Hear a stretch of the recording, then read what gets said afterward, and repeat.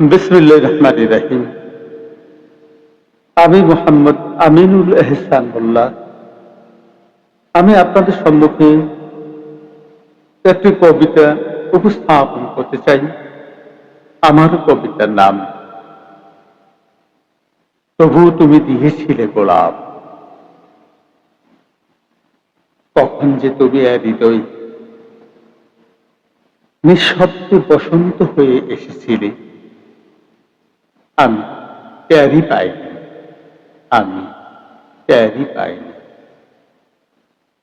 কখন যে তুমি হৃদয়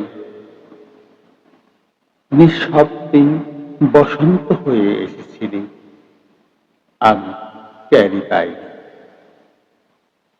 এই আকাশের নিচে হেঁটেছি, একই মাঠে খেলেছি,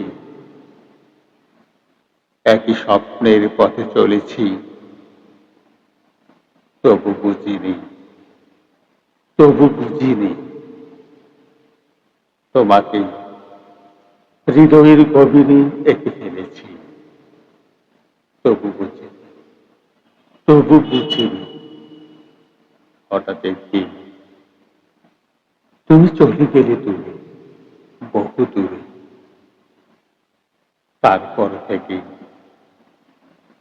চারিপাশে সবকিছু ঠিক থাকলেও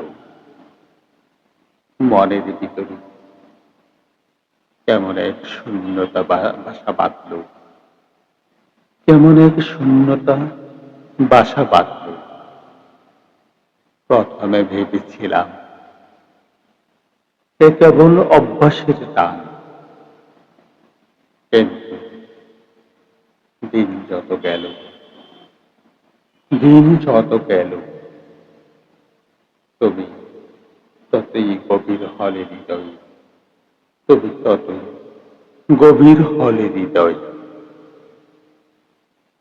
তখনও বুঝিনি ভালোবাসা কাকে বলে, শুধু বুঝেছিলাম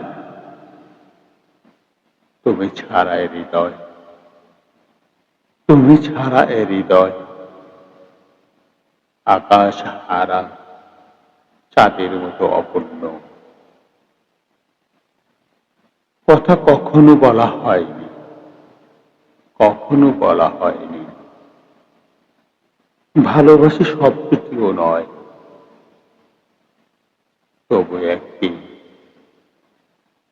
তুমি দিয়েছিলে একটি গোলাপ।